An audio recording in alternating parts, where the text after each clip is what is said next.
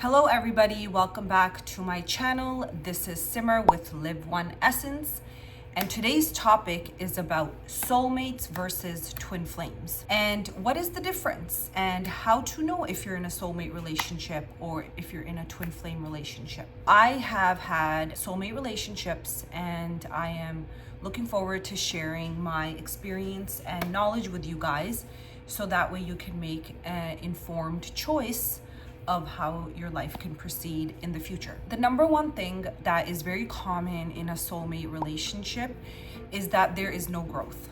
So there is no growth in terms of personal development, there is no growth in terms of emotional development, because a soulmate relationship is based on routine and comfort. They can have a very peaceful relationship. They can be very stable in their routine day-to-day life. It's just kind of like going to a 9-to-5 job, right?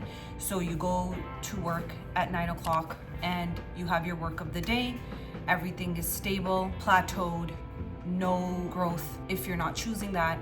And then you go home at 5 o'clock, right? So that's the same thing with a soulmate relationship. They can't really push each other to grow because it's a very codependent relationship. So what codependency means is that a soulmate will often expect their partner to basically know everything about them and that they should be the one to make them feel better. Meaning, if there is something wrong or that they're not feeling good, they tend to project that onto their partner, and they tend to believe that their partner or their soulmate should know how they're feeling and they should fix my feelings because they're the ones who caused that. So it's a lot of projection that happens in a soulmate relationship. So that's why they tend to keep everything very surface level, and it's kind of like a Pandora's box. You don't open the Pandora's box because a lot of stuff is gonna come out, and that's the only way that a soulmate relationship can really be stable and able to function, because of this surface level, shallow relationship. Now, comparing this to twin flames, a twin flame relationship is extremely different. It can look like something else on the outside, but there is such a growth inside that happens. And only a twin flame can reflect that part of you that needs love and wants growth. A soulmate relationship is very shallow and surface level, whereas a twin flame relationship is very deep. Hence, the bond of twin flames is eternal. It's a union that is eternal. It is not just for like one lifetime. It's for forever, like for infinity, which is so amazing because who wouldn't want that? That's why it's a very deep, triggering relationship, because a twin flame will show you very lovingly and very compassionately, like, hey, this part of you needs love. And the best part about this relationship with your twin flame is that once you have healed that part of yourself that needed love, it's healed forever. Like it's layers, right?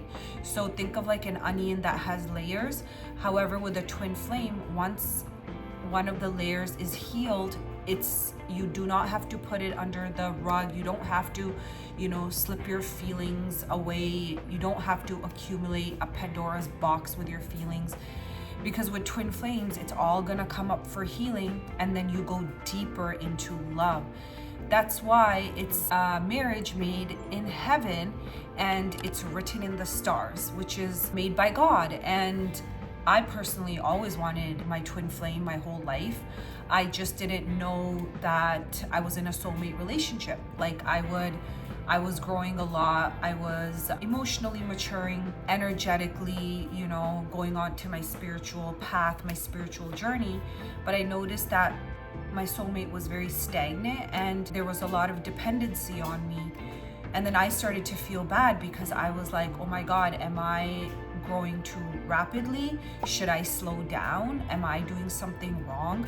But that's a typical soulmate relationship, right? Your soulmate isn't going to grow with you because they're dependent on you. And with twin flames, both of you grow. Like, there may be periods or certain times where, let's say, you are not in communication, or you're not interacting, or you're not in your physical union, but that only happens because it's compassionate for the both of you to be in that place and have that space to really go deeper and heal, and then you come together as a whole beautiful flower that's blossomed with divine love and nectar. So it's so beautiful. Thank you so much for watching, guys. I hope this video helped you, and let me know in the comments if you want me to talk about anything else. Please don't forget to like and subscribe. See you later.